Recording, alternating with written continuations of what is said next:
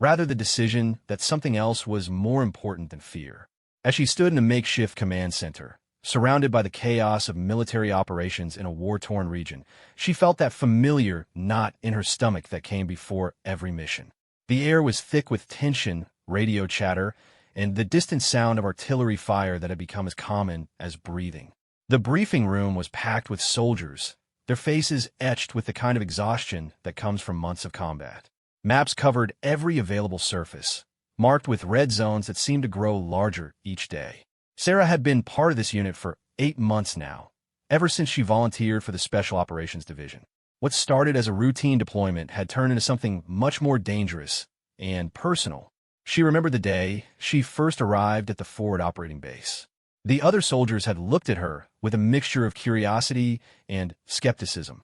Women in combat roles were still relatively new, and in special operations, they were practically unheard of. Sarah had fought hard to earn her place here, graduating top of her class in every training program, mastering skills that most men struggled with, and proving time and again that she belonged. The unit she joined was unlike any other. They called themselves Ghost Company, a fitting name for soldiers who operated in the shadows, completing missions that officially never happened. Sarah had quickly earned the respect of her fellow soldiers through her quick thinking, unwavering determination, and an almost supernatural ability to remain calm under pressure. It was during her 3rd mission that she earned her call sign. The mission had gone wrong from the start. Intelligence reports were faulty, enemy positions were stronger than expected, and what should have been a simple extraction had turned into a nightmare. Sarah's squad was pinned down in an abandoned building, surrounded by hostile forces. Radio communications were spotty at best, and ammunition was running dangerously low. It was then that Sarah did something that would define her military career. While her squad leader tried desperately to reach command on the radio, Sarah noticed something others had missed. The building they were trapped in had an old maintenance tunnel that connected to a nearby structure. Without waiting for orders, she volunteered to crawl through the narrow, debris-filled tunnel to reach the other building and provide covering fire for her team's escape. The tunnel was barely wide enough for a person to crawl through. Broken concrete, twisted metal, and years of neglect had turned it into a claustrophobic nightmare. Sarah squeezed through, inch by inch, carrying her rifle and a backpack full of ammunition. The sound of gunfire above grew more intense, and she could hear her teammates calling for backup over the radio. When she finally emerged on the other side, Sarah found herself in perfect position to flank the enemy forces. From her elevated position in the abandoned building, she could see the entire battlefield spread out below. She began picking off enemy combatants with precision shots, one by one, creating confusion and allowing her team to regroup and fight back effectively. But it was what happened next that truly earned her the call sign Specter 6. As enemy forces tried to locate the source of the sniper fire, Sarah seemed to vanish and reappear in different positions around the building. Using her knowledge of urban warfare and her small stature to her advantage, she moved through the structure like a ghost, appearing just long enough to take a shot before disappearing again. The enemy forces, already rattled by the unexpected flanking maneuver, began to panic. Reports came over their radio frequencies of a phantom sniper who couldn't be located or eliminated. Sarah's teammates watched in amazement as she systematically dismantled the enemy position, moving with a fluid grace that seemed almost supernatural. By the time reinforcements arrived, the immediate threat had been neutralized. Sarah's squad had suffered no casualties, and they had successfully completed their extraction mission. When the after-action report was filed, her squad leader recommended her for commendation, noting her ghost-like movements and deadly precision under extreme pressure. The call sign Specter 6 stuck immediately. Other soldiers began using it with a mixture of respect and awe. Sarah had proven that she wasn't just capable of keeping up with the elite soldiers of Ghost Company. She was setting the standard for what it meant to be exceptional. Over the following months, Sarah's reputation grew throughout the military community. Stories of Specter 6 spread from unit to unit, often exaggerated in the telling, but always centered around the same core truth. There was a soldier out there who could accomplish the impossible when it mattered most. She participated in dozens of classified operations, each one adding to her legend. There was the mission where she single-handedly held off an enemy assault for 3 hours while her team evacuated civilians. The night operation where she infiltrated an enemy compound and extracted vital intelligence without firing a single shot. The rescue mission where she rappelled from a helicopter into hostile territory to save a downed pilot. Each mission brought new challenges and new opportunities to prove herself. Sarah never sought the spotlight or the recognition that came with her growing reputation. She was driven by something deeper, a profound sense of duty to her country, her fellow soldiers, and the innocent people caught in the crossfire of war. The other members of Ghost Company had become like family to her. They shared the unique bond that forms between people who have faced life and death together repeatedly. They trusted each other completely, knew each other's strengths and weaknesses, and would do anything to protect one another. Sergeant Mike Rodriguez, the squad's communication specialist, had become one of Sarah's closest friends. He was the one who first started using her call sign over the radio, and he took pride in the fact that his captain had become something of a legend. Staff Sergeant Jennifer Walsh, the unit's medic, provided a steady presence and often served as Sarah's confidant during the long, stressful deployments. Lieutenant Colonel James Patterson, their commanding officer, had initially been skeptical about having a woman in his special operations unit. But Sarah's performance had quickly won him over, and he became one of her strongest advocates. He made sure she received the training and opportunities she needed to excel, and he protected her from the bureaucratic obstacles that sometimes arose. As weeks turned into months, Sarah found herself taking on increasingly complex and dangerous missions.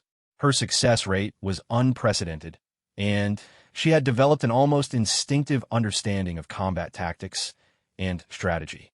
She could read a battlefield like others read a book, anticipating enemy movements and identifying weaknesses that others missed. But success came with a price. The constant stress of combat operations, the weight of responsibility for her team's safety, and the psychological toll of taking enemy lives began to accumulate. Sarah started having trouble sleeping, experiencing vivid nightmares about missions gone wrong. She found herself constantly alert, unable to truly relax even during downtime. The military counselors called it combat stress reaction, and they assured her that it was a normal response to the extreme conditions she was operating under. They recommended rest and rotation back to a safer assignment, but Sarah refused. Her team needed her, and she couldn't abandon them when they were in the middle of such critical operations. It was during this period that Sarah received word that her unit was being assigned to their most dangerous mission yet. Intelligence had identified a high-value target, a terrorist leader responsible for numerous attacks on civilian populations. The target was hiding in a heavily fortified compound deep in enemy territory, protected by multiple layers of security and early warning systems. The mission would require everything Sarah had learned during her time with Ghost Company.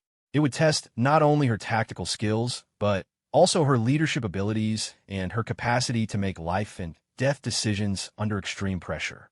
As she studied the mission briefings and satellite imagery, Sarah knew that this operation would either cement her reputation as one of the military's most elite soldiers or end her career permanently. The preparation for the mission took weeks. Every detail had to be perfect, every contingency planned for, every possible scenario wargamed until the team could execute their roles flawlessly.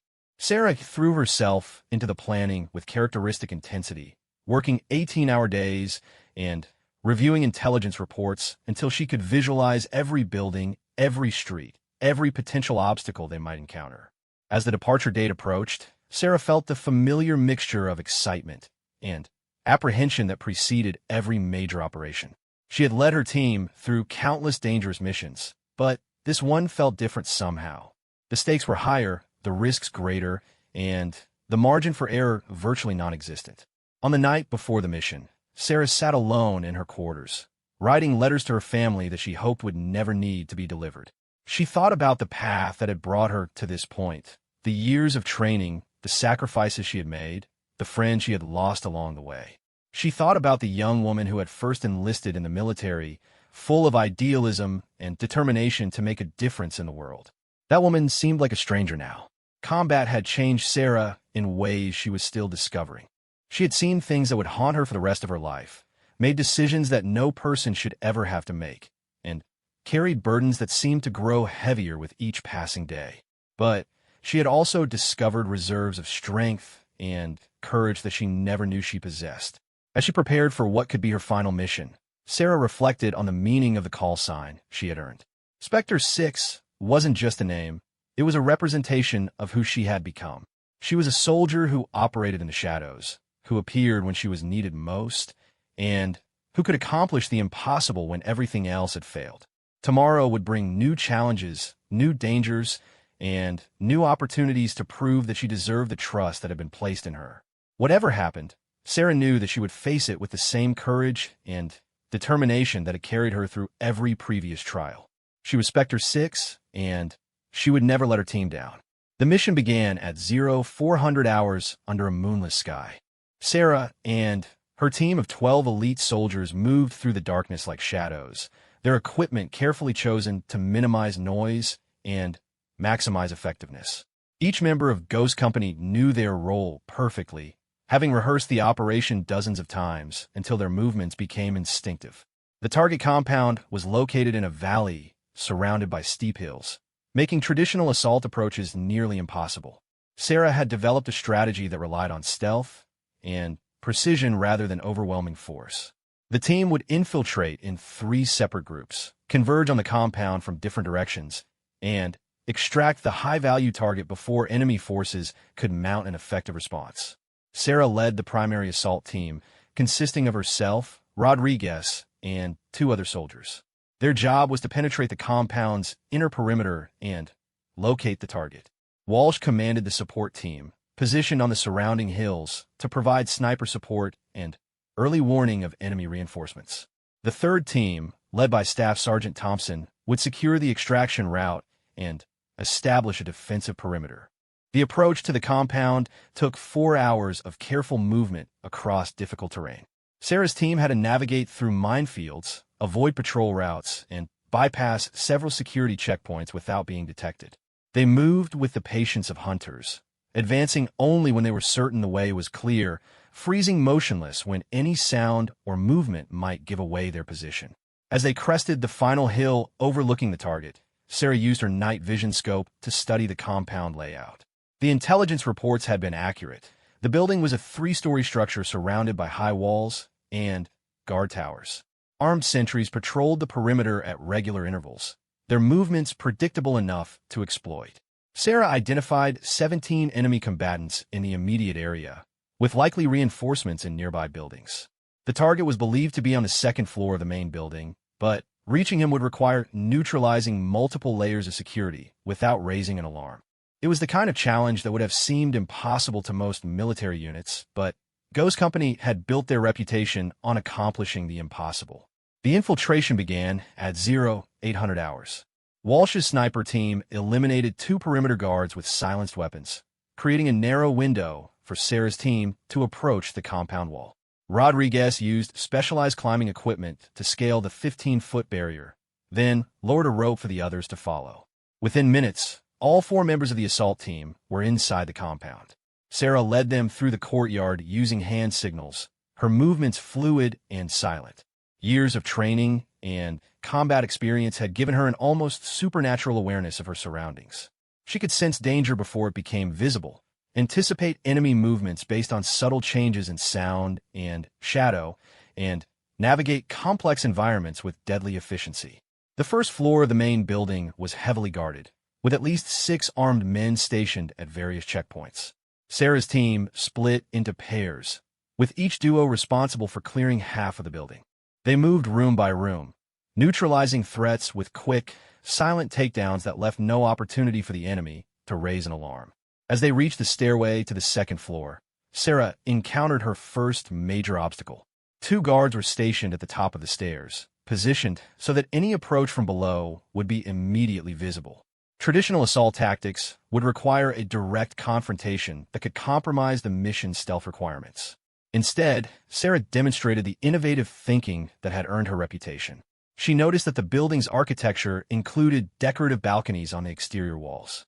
Using rope and climbing equipment, she exited through a 1st-floor window and scaled the outside of the building, approaching the 2nd floor from an unexpected direction. The exterior climb was treacherous, requiring her to navigate across crumbling masonry and exposed pipes while carrying full combat equipment. One slip would mean a potentially fatal fall, and any noise would alert the guards inside. Sarah moved with the grace of a professional climber, testing each handhold carefully before committing her weight, breathing slowly to maintain focus despite the adrenaline coursing through her system. When she reached the second-floor balcony, Sarah found herself directly outside what intelligence suggested was the target's room. Through a gap in the curtains, she could see a man matching the target's description sitting at a desk, apparently reviewing documents. Two bodyguards stood nearby, their attention focused on the room's main entrance rather than the windows. Sarah faced a critical decision. She could breach through the window immediately, but that would abandon her team and leave them to handle the building's remaining security alone.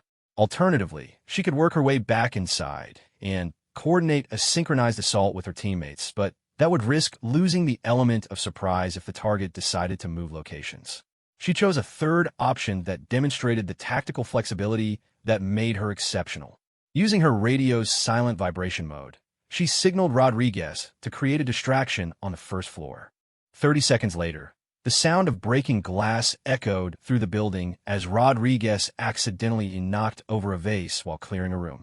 The noise was subtle enough to avoid raising a general alarm, but it was sufficient to draw the attention of the second-floor guards. As they moved toward the stairway to investigate, Sarah slipped through the balcony door and positioned herself behind the target's bodyguards. Before they could react to her presence, she had neutralized both men with swift, silent movements. The target looked up from his documents to find Sarah standing before him, her weapon trained on his chest. For a moment, neither of them moved. The man who had orchestrated countless terrorist attacks, who had evaded capture for years through cunning and brutality, found himself face-to-face with a soldier whose reputation had grown to near mythical proportions among his own forces. "You're Specter 6, he said quietly, his voice carrying a mixture of fear and resignation. The fact that he recognized her call sign spoke to how widely her reputation had spread throughout the enemy networks. Sarah said nothing, maintaining her professional composure while her team secured the rest of the building. The extraction had to be completed quickly before enemy reinforcements could arrive. Rodriguez and the others reached the second floor within minutes, having cleared the remaining resistance with characteristic efficiency. The target offered no resistance as Sarah's team prepared him for transport. He seemed to understand that any attempt to escape or fight back would be futile. Sarah had captured dozens of high-value targets during her career, and she had learned to read the signs of defeat in their faces. This man knew that his war was over. The extraction from the compound proceeded smoothly until they reached the perimeter wall. Walsh's voice crackled over the radio with urgent warning. Multiple vehicles approaching from the east. Estimated arrival time, 4 minutes. You need to move now. Sarah made another split-second decision that saved her team's lives. Instead of attempting to scale the wall with their prisoner, which would take precious time they didn't have, she led them to a storm drain that connected to the compound's water management system. The drain was cramped and partially flooded, but it provided concealed access to the extraction point.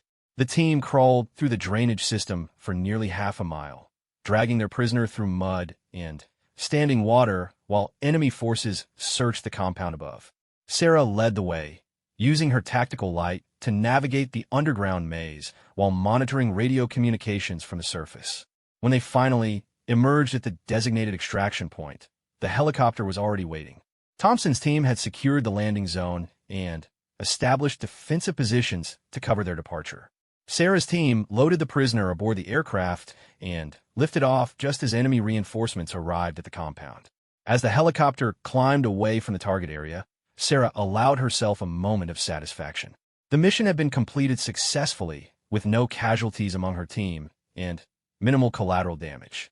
The high-value target was in custody, and the intelligence he possessed would likely prevent future terrorist attacks. But Sarah's sense of accomplishment was tempered by the knowledge that this was just one victory in a much larger conflict. There would be other missions, other targets, other opportunities to prove herself in combat. The war against terrorism was far from over, and soldiers like her would continue to be called upon to take on the most dangerous assignments. During the flight back to base, Sarah reflected on how much she had changed since joining Ghost Company. The young woman who had first volunteered for special operations had been motivated primarily by a desire to prove herself capable of handling any challenge. Now, her motivations were more complex and mature. She fought not just for personal achievement, but for the safety of innocent people who couldn't protect themselves. She led her team not just to accomplish missions, but to bring them home safely to their families. She had learned that true courage wasn't about fearlessness, but about doing what was right despite being afraid. The helicopter touched down at the forward operating base as dawn broke over the horizon. Sarah's team disembarked and handed their prisoner over to intelligence officers for debriefing and interrogation. The formal after-action reports would be filed later, but Sarah already knew that this mission would be remembered as another success for Ghost Company. As she walked toward her quarters, Sarah was approached by her commanding officer, Lieutenant Colonel Patterson. His expression was more serious than usual, and she sensed that something significant was about to happen. "Outstanding work out there, Captain," Patterson said. "But I need to inform you that we've received new orders. You're being reassigned to a joint task force operation. Pack your gear. You leave for the capital in 6 hours." Sarah felt a mixture of excitement and apprehension. Reassignment to a joint task force usually meant working with senior officers from multiple branches of the military, often on missions of strategic importance. It also meant leaving Ghost Company behind, at least temporarily, and adapting to working with unfamiliar personnel and procedures. "What kind of operation, sir?" she asked. Patterson's expression grew even more grave. "That's classified above my level. All I can tell you is that they specifically requested you by call sign. Someone in the chain of command knows about Specter 6, and they want her for something important." As Sarah packed her equipment and prepared to leave the only military unit she had ever truly considered home, she wondered what new challenges awaited her. The reputation she had built through months of successful operations was apparently opening doors she hadn't even known existed. 6 hours later, she was aboard a military transport aircraft, flying toward an uncertain future. The other passengers were senior officers from various branches of the armed forces, all apparently assigned to the same classified operation. None of them spoke about their mission, but the tension in the aircraft was palpable. Sarah closed her eyes and tried to rest during the flight, knowing that whatever lay ahead would likely test her skills and resolve in ways she hadn't yet experienced. She had proven herself capable of handling the most dangerous combat operations, but military politics and high-level strategy were different kinds of battlefields entirely. As the aircraft approached its destination, Sarah steeled herself for the next chapter of her military career. Whatever challenges awaited her, she would face them with the same determination and skill that had earned her the call sign Specter 6. She was ready for anything. The Pentagon at dawn was a sight that never failed to impress even the most experienced military personnel.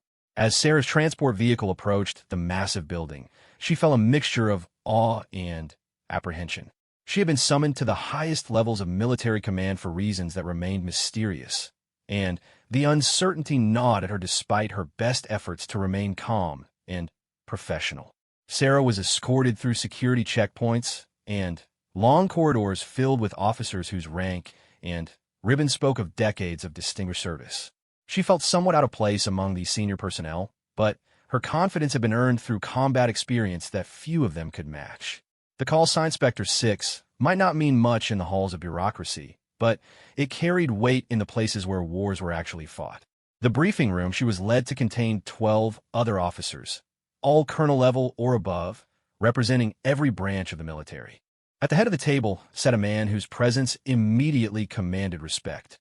General Marcus Wheeler, one of the most decorated and influential officers in the entire armed forces.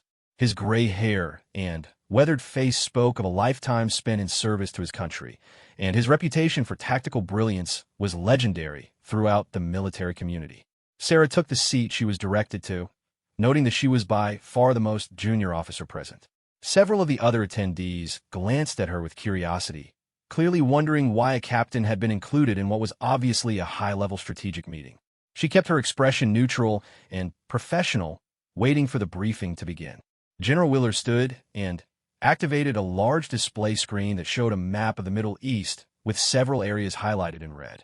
"Ladies and gentlemen, he began, his voice carrying the authority of someone accustomed to being obeyed without question. "You have been selected for Operation Silent Thunder, a joint task force mission of critical importance to national security." The briefing that followed revealed the scope and complexity of the operation. Intelligence had identified a network of terrorist cells operating across multiple countries, coordinating attacks through sophisticated communication systems and sharing resources in ways that made them extremely difficult to combat using traditional military approaches. The network's leadership was highly mobile, constantly shifting locations and using advanced counter-surveillance techniques to avoid detection. "The previous attempts to dismantle this network have failed," General Wheeler continued, "because we've been fighting them using conventional tactics against an unconventional enemy. This operation will require a new approach, small teams operating independently, with minimal support and maximum flexibility." Sarah began to understand why she had been summoned. The mission profile was perfectly suited to her skills and experience with Ghost Company. While the other officers in the room were experts in large-scale operations and strategic planning, she had spent months perfecting the art of small unit tactics and independent operations. The general outlined the structure of the task force. Each team would consist of 3 to 5 highly skilled operators, led by an officer with proven experience in special operations. The teams would be deployed to different regions, tasked with infiltrating the terrorist network and gathering intelligence while disrupting their operations through targeted strikes. Team assignments will be based on experience and specialization, General Wheeler announced. Team Alpha will be led by Colonel Martinez, focusing on the northern region. Team Beta, under Lieutenant Colonel Johnson, will handle coastal operations. Team Charlie will be commanded by... He paused and looked directly at Sarah. "Captain Chun." Sarah felt every eye in the room turn toward her. Several of the senior officers looked surprised, and she could practically hear their unspoken questions about why a captain was being given command of a team that would normally be led by someone with much higher rank. General Wheeler seemed to anticipate their concerns. Captain Chin's unconventional background and unique skill set make her the ideal choice for Team Charlie's mission profile. Her team will be handling the most challenging assignment, penetrating the network's inner circle and identifying their primary leadership structure. After the general briefing, Sarah was escorted to a smaller conference room where she met the other members of Team Charlie. Major David Kim, a logistics and intelligence specialist with extensive experience in covert operations. Master Sergeant Lisa Rodriguez, not related to her friend from Ghost Company, an explosives expert and communications specialist. Staff Sergeant Marcus Williams, a combat medic with sniper training and language skills in Arabic and Farsi. The team members were all volunteers who had specifically requested assignment to the operation after learning about its unconventional nature. They had studied Sarah's service record and were eager to work with someone whose reputation in special operations circles had grown to almost mythical proportions. "We know who you are," Major Kim said during their first team meeting. "The question is, are you ready to lead a mission where the rules of engagement are deliberately ambiguous and the margin for error is essentially zero?" Sarah appreciated his directness. "I've been operating in gray areas for most of my military career," she replied. "The only difference is that now it's officially sanctioned." The team spent the next 3 weeks in intensive preparation and planning. Their target area was a region known for its complex tribal politics and shifting allegiances, where terrorist cells operated with the tacit support of some local populations while being hunted by others. Success would require not just military skills, but cultural sensitivity and the ability to build trust with people who had every reason to be suspicious of foreign soldiers. Sarah immersed herself in studying the region's history, politics, and social dynamics. She learned enough of the local language to conduct basic conversations and familiarize herself with religious and cultural practices that could affect her team's operations. The other members of Team Charlie pursued similar preparation, each focusing on their areas of expertise. The intelligence picture they were working with was frustratingly incomplete. The terrorist network they were targeting had proven extremely effective at maintaining operational security. Traditional surveillance methods had yielded limited results, and previous attempts to infiltrate the organization had ended in failure or worse. "We're essentially going in blind," Major Kim observed during one planning session. "We know the network exists, and we know it's dangerous, but we don't know how it's structured or who's really running it. Sarah nodded grimly. That's why we're not going to try to fight them conventionally. We're going to become part of their world until we understand it well enough to dismantle it from within. The strategy Sarah developed was risky and unconventional, even by special operations standards. Instead of attempting to infiltrate the network through military means, Team Charlie would establish themselves as independent contractors, mercenaries, and specialists willing to work for anyone willing to pay. It was a cover story that would allow them to make contact with the network without immediately triggering security concerns. 3 days before deployment, Sarah received an unexpected summons to report to General Wheeler's office. She found him studying personnel files and intelligence reports, his expression more serious than she had seen during the initial briefing. "Sit down, Captain," he said without looking up from his reading. "I want to have a frank discussion about what you're walking into." The general set aside his papers and looked directly at Sarah. The other officers in this task force have decades of experience and extensive support networks. You're being asked to accomplish the same mission with less experience and fewer resources. Some people in the chain of command think I'm making a mistake by giving you this assignment. Sarah kept her expression neutral, waiting for him to continue. "The reason I'm sending you," General Wheeler continued, "is because conventional thinking and traditional approaches have failed repeatedly against this particular enemy. Your reputation suggests that you don't think conventionally, and your success rate indicates that unconventional approaches work for you." He leaned forward in his chair. "But I need to know that you understand the stakes. This isn't just another special operations mission. The intelligence we gather from this operation will determine how we fight terrorism for the next decade. If we succeed, we'll have a roadmap for dismantling similar networks around the world. If we fail, we won't fail, sir," Sarah said with quiet confidence. General Wheeler studied her face carefully. "What makes you so certain?" Sarah thought about all the missions she had completed with Ghost Company, all the impossible situations she had navigated successfully, all the times when victory had seemed impossible until it became inevitable. Because failure isn't an option when people's lives depend on success. My team and I will find a way to accomplish the mission, regardless of the obstacles we encounter. The general nodded slowly. "That's exactly what I hoped you would say. You deploy tomorrow at 0600 hours. Your communication protocols and emergency extraction procedures are in your mission packet.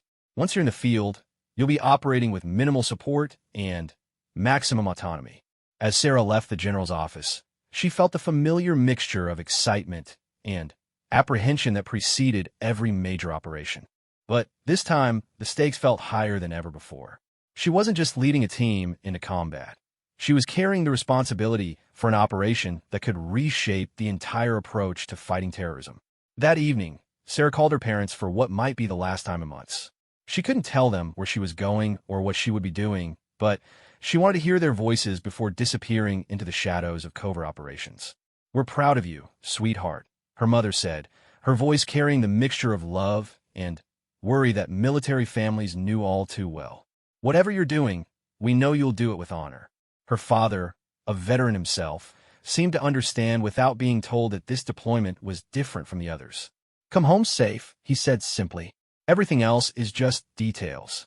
After ending the call, Sarah spent the night reviewing mission plans and equipment lists one final time. Team Charlie would be deploying to a remote forward operating base, from which they would begin their infiltration of the terrorist network. The success of their mission would depend on their ability to blend into a dangerous and unfamiliar environment while gathering intelligence and maintaining their cover identities. As dawn approached, Sarah felt ready for the challenges ahead. She had proven herself capable of handling the most dangerous combat operations, and now she would have the opportunity to demonstrate her abilities on a strategic level. Whatever obstacles lay ahead, she would face them with the same determination and skill that had earned her the call sign Specter 6. The reputation she had built through months of successful operations was about to be tested in ways she had never imagined. But Sarah was confident that she and her team would rise to meet any challenge, no matter how difficult or dangerous it might prove to be. The war on terrorism was entering a new phase, and Specter 6 would be leading the charge into uncharted territory. 6 months into Operation Silent Thunder, Sarah had transformed from a decorated combat officer into something entirely different, a ghost operating in the spaces between worlds.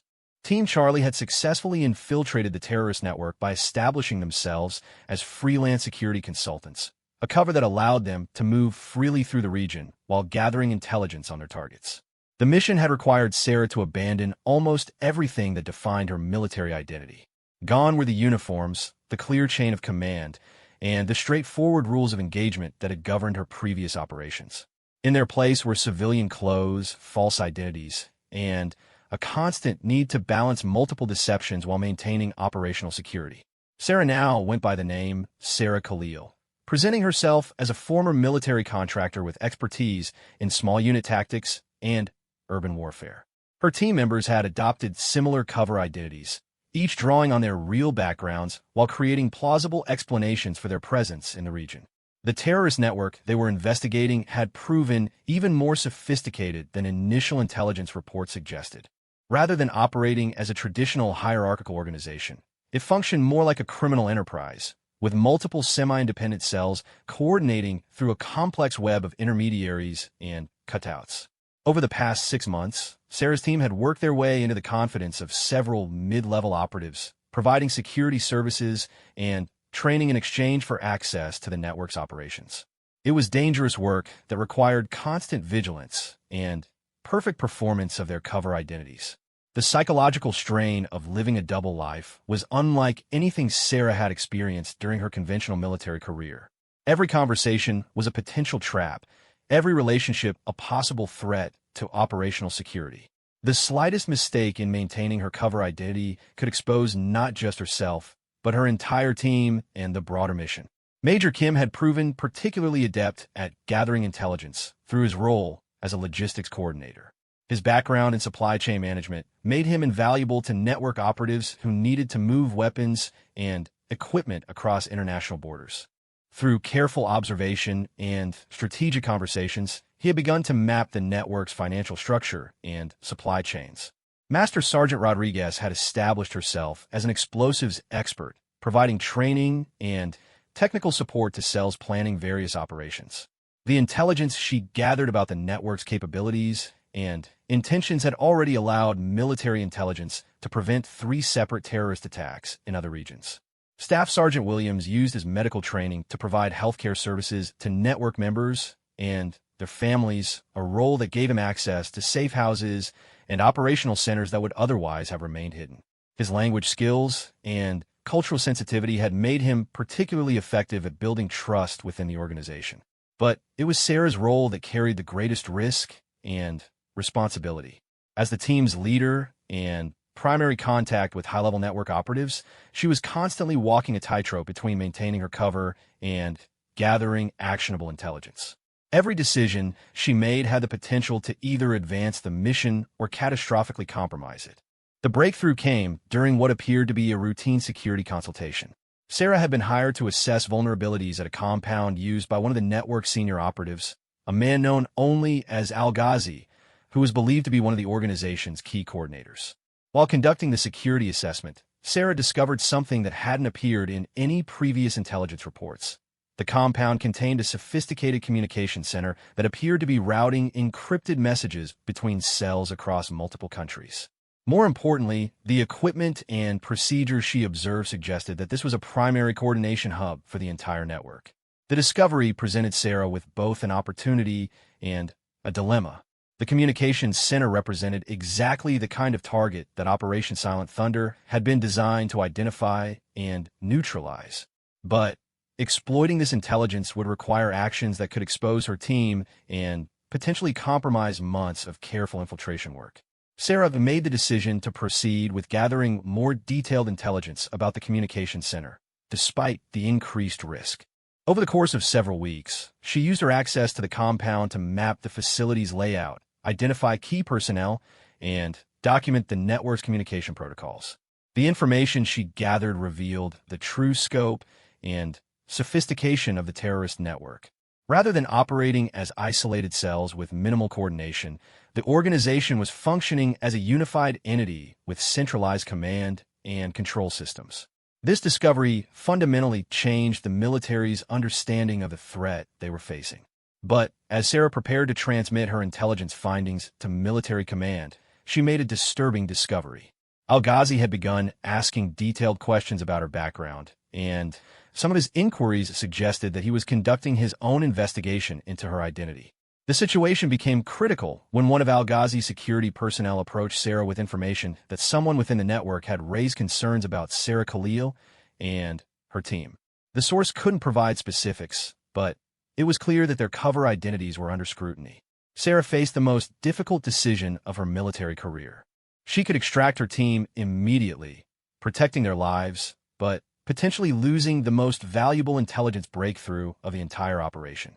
Alternatively, she could maintain their positions and continue gathering information, knowing that discovery could mean torture and execution for all of them. After careful consideration and consultation with her team, Sarah chose a third option that reflected the tactical flexibility that had defined her military career. Rather than extracting or continuing the status quo, Team Charlie would accelerate their intelligence gathering while simultaneously preparing for emergency extraction. The plan required perfect timing and flawless execution. Sarah and her team would gather as much additional intelligence as possible over the next 72 hours, while simultaneously positioning themselves for rapid escape if their cover was blown. It was an extremely high-risk strategy that could either provide military intelligence with everything they needed to dismantle the network or result in the complete loss of the team. During this critical period, Sarah demonstrated the leadership qualities that had made her successful in conventional military operations. Despite the extreme stress and constant danger, she maintained team cohesion and operational effectiveness. Her calm confidence helped her teammates manage their fear and focus on their mission objectives. The intelligence gathering phase proved more successful than anyone had dared hope. Sarah's team was able to document the network's complete organizational structure, identify key leaders and their locations, map communication protocols and financial systems, and gather evidence of planned operations that were still in development. But as they prepared to initiate their extraction sequence, the situation deteriorated rapidly. Al-Ghazi confronted Sarah directly, informing her that background checks had revealed inconsistencies in her cover identity. He hadn't yet determined that she was a military operative, but he was clearly suspicious and had ordered enhanced security measures that would make extraction extremely difficult. Sarah realized that conventional extraction procedures would likely result in the capture or death of her team. The compound was now under heightened security with additional guards and new surveillance systems that made stealth approaches nearly impossible. Any attempt to leave through normal channels would trigger immediate pursuit by network operatives who knew the terrain far better than her team. Instead of panicking or reverting to standard procedures, Sarah developed an escape plan that relied on the same unconventional thinking that had made her successful in combat operations. Rather than trying to evade the network's security measures, Team Charlie would use those measures against their opponents. Sarah informed Al-Ghazi that she had discovered evidence of infiltration by intelligence operatives, information that was technically accurate, since her team was indeed conducting intelligence operations.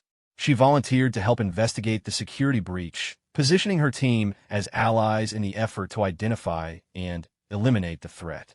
The deception worked brilliantly. Al-Ghazi, concerned about operational security and impressed by Sarah's apparent loyalty, gave her team expanded access to investigate the suspected infiltration. This access allowed them to position themselves for extraction while simultaneously gathering even more intelligence about the network security procedures and personnel. On the night of their planned extraction, Sarah's team executed one of the most audacious escape operations in Special Forces history. Using their insider knowledge of compound security and their cover as counterintelligence investigators, they systematically disabled surveillance systems and neutralized guards while making it appear that the facility was under attack by outside forces. The escape itself required Sarah to draw on every skill she had developed during her military career, leading her team through hostile territory while being pursued by operatives who knew every inch of the surrounding area. She had to navigate using only minimal equipment while ensuring that all 4 team members reached the extraction point safely.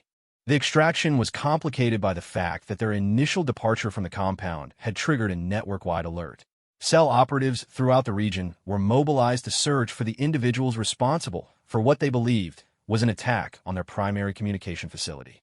Sarah led her team through a running firefight that lasted nearly 8 hours, moving through terrain that varied from urban environments to open desert to mountainous wilderness.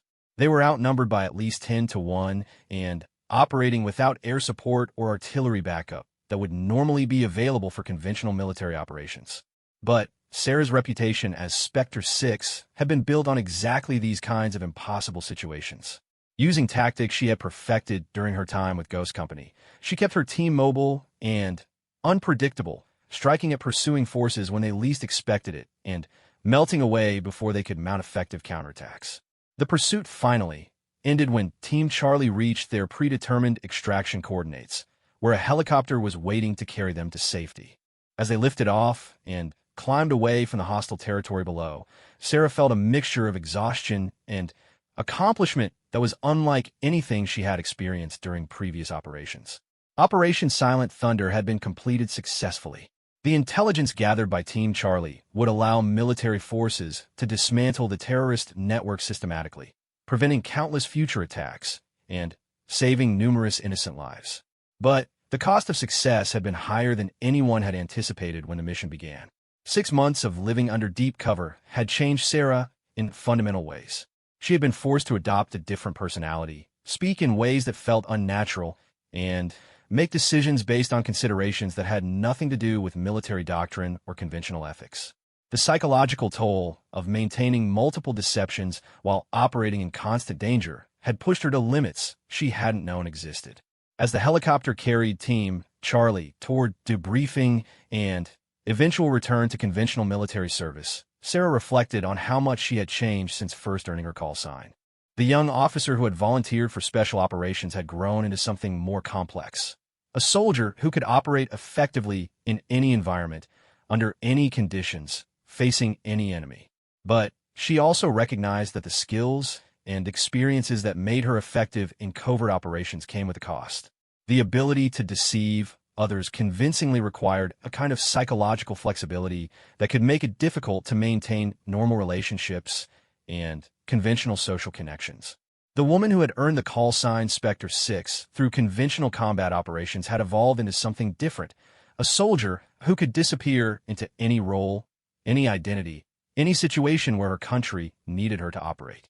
She had become the kind of person who could save countless lives by living in the shadows, but who might struggle to find her place in the light. Years after Operation Silent Thunder, Sarah found herself standing in another briefing room, but this time the circumstances were entirely different. She was no longer the junior officer seeking to prove herself worthy of elite assignments.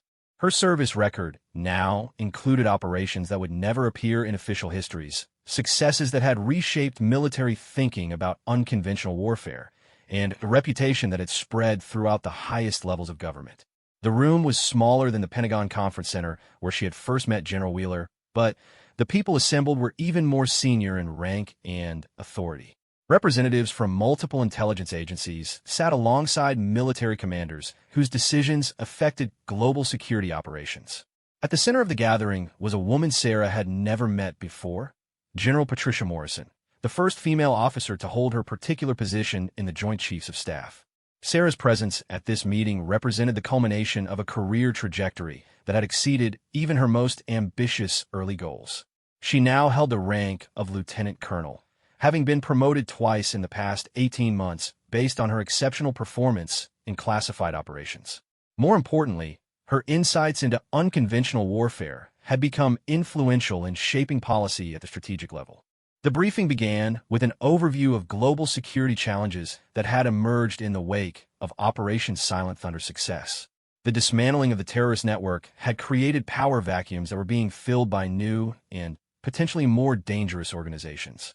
Traditional military responses were proving inadequate against enemies who learned from their predecessors' mistakes and adapted their tactics accordingly.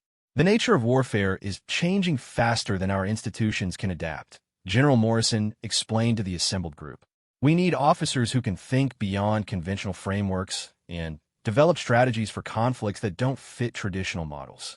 Sarah listened carefully as the briefing outlined emerging threats that required innovative responses. Cyber warfare, economic manipulation, hybrid conflicts that blurred the lines between military and civilian targets. The challenges facing military planners were becoming increasingly complex and interconnected. Which brings us to why we're here today. General Morrison continued, turning her attention directly to Sarah. Lieutenant Colonel Chun, your unconventional background and proven ability to operate outside traditional frameworks make you uniquely qualified for what we're proposing. The proposal was unlike anything Sarah had encountered during her military career. Rather than another operational assignment, she was being offered the opportunity to lead the development of an entirely new approach to military training and doctrine.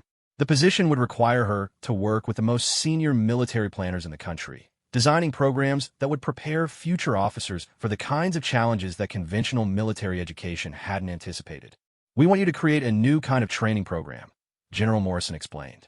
Something that prepares officers not just for the conflicts we understand, but for the ones we can't yet imagine.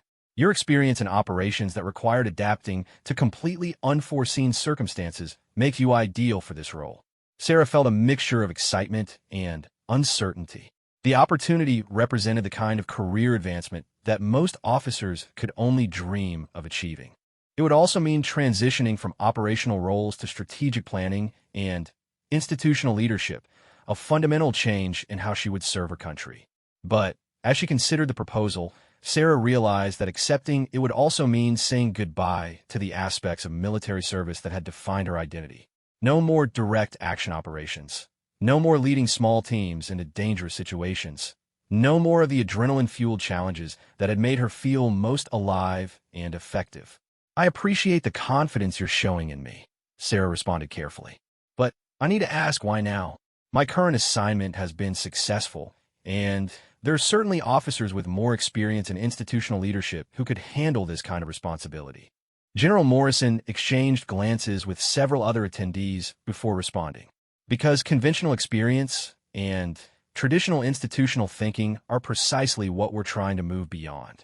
The officers who built their careers managing existing systems may not be the best choices for designing completely new ones. She activated a display screen that showed organizational charts and training curricula from military academies and staff colleges. Our current military education system was designed for conflicts that may no longer be relevant. We need someone who has proven capable of succeeding when all the conventional rules don't apply. The discussion that followed revealed the scope and ambition of what was being proposed. Sarah would be responsible for developing training programs that taught officers to think creatively under pressure, operate effectively with minimal resources and support, and adapt to situations that didn't match their previous experience or training. Essentially, one of the agency representatives explained, "We want to systematize the kind of thinking that made you successful as Specter 6. We want to teach other officers to develop the same adaptability and innovative problem-solving abilities that you've demonstrated." Sarah found herself both flattered and concerned by the proposal. The idea of sharing her experiences and insights with future generations of military leaders was appealing, but she wasn't certain that the qualities that had made her effective in special operations could be taught in a classroom environment. What made me effective wasn't just training, she pointed out. A lot of it came from being forced to adapt to impossible situations where failure meant people died. That's not something you can replicate in a controlled educational setting. General Morrison nodded thoughtfully. Which is exactly why we need you to design the program. You understand the difference between academic knowledge and practical application better than anyone else we could choose for this position. The meeting continued for several hours, with detailed discussions about resources, timelines, and institutional support for the proposed program. Sarah asked probing questions about administrative requirements, bureaucratic obstacles, and the kinds of resistance she might encounter from traditional military educators who might view her approaches as threatening to established systems. By the end of the briefing, Sarah had a clear understanding of both the opportunity and the challenges involved in accepting the position.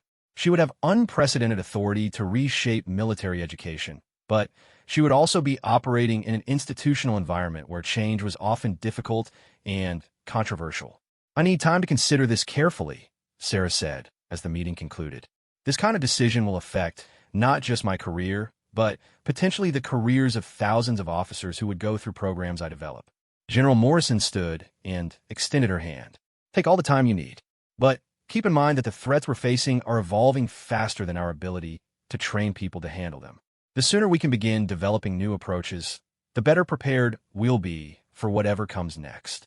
That evening, Sarah found herself walking through the city streets, trying to process everything she had learned during the briefing. The opportunity represented the kind of influence and responsibility that she had never imagined achieving when she first enlisted in the military. But it also represented a fundamental change in her relationship with military service. She thought about the young woman who had first volunteered for special operations, driven by a desire to prove herself capable of handling any challenge. That motivation had evolved over years of combat experience into something more mature. Recognition that military service was ultimately about protecting people who couldn't protect themselves. Sarah also thought about the soldiers she had served with over the years, the bonds formed in impossible circumstances, and the sense of purpose that came from being part of something larger than herself. Moving into institutional leadership would mean giving up the direct, tangible impact of operational assignments in favor of a more abstract but potentially more far-reaching influence. The decision became clearer when Sarah considered the current state of global conflicts and the challenges facing military organizations. The enemies that future officers would confront would be unlike anything previous generations had encountered. Traditional approaches to military education might leave them unprepared for the kinds of adaptive, creative thinking that would be required. 3 days later, Sarah returned to General Morrison's office with her decision. "I'll accept the position," she said, "but with certain conditions about how the program is structured and implemented." The conditions Sarah outlined reflected her understanding of what made unconventional training effective. The program would need to include real-world stress testing, not just theoretical exercises. Students would need to experience failure and learn to recover from it, not just study successful case histories. Most importantly, the program would need to teach officers to question assumptions and think independently, even when that meant challenging established doctrine. General Morrison agreed to Sarah's conditions, recognizing that her practical experience in unconventional operations made her insights valuable enough to warrant significant flexibility in program design.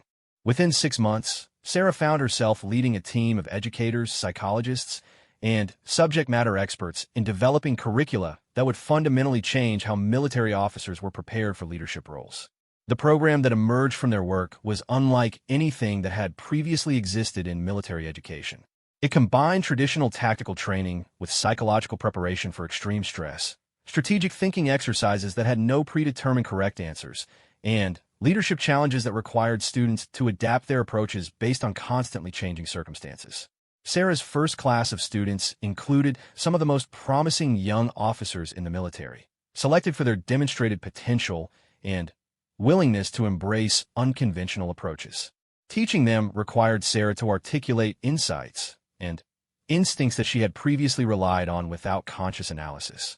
"The most important thing you can learn," she told her students during one early lecture, "is that the situations that matter most are the ones where your previous training doesn't apply. Your job as leaders will be to succeed anyway." As months passed and the program began producing graduates, Sarah received reports about their performance in various assignments around the world. Officers who had completed her training were distinguishing themselves in exactly the kinds of challenging, ambiguous situations that the program had been designed to address. But perhaps the most meaningful feedback came from an unexpected source.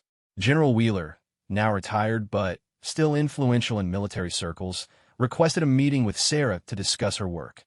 "I've been watching the officers who've gone through your program," he told her during their conversation. "They're approaching problems differently than their peers, and they're getting better results. You've managed to systematize something that I thought was impossible to teach." Sarah appreciated the recognition, but she also understood that her work was just beginning. The threats facing military organizations would continue evolving, and the approaches she was developing would need to evolve as well. The program she had created was not a final solution, but rather a framework for continuous adaptation and improvement. Years later, when Sarah had been promoted to full colonel and her training programs had been adopted throughout the military establishment, she would sometimes receive messages from former students serving in various capacities around the world. They would describe situations where the unconventional thinking they had learned in her programs had made the difference between mission success and failure, between lives saved and lives lost. It was then, that Sarah truly understood the impact of the decision she had made to transition from operational roles to institutional leadership. The call sign Specter 6 had represented her ability to appear when she was needed most, to accomplish the impossible when everything else had failed. Now, through the officer she had trained and the program she had developed, that same spirit of adaptation and innovation was being multiplied across the entire military. The general had asked for her call sign that day in the briefing room, and when she replied Specter 6, it had led to silence not because of confusion or disrespect, but because everyone present understood the weight of reputation behind those words. She had proven herself capable of operating in the shadows, succeeding where others had failed, and adapting to challenges that conventional thinking couldn't address. But, more than that, she had learned to pass those capabilities on to others, ensuring that the lessons learned through years of dangerous operations would continue to serve her country long after her own operational career had ended. In the end, perhaps that was the most important mission of all, preparing the next generation of leaders to face whatever impossible challenges awaited them in an uncertain world.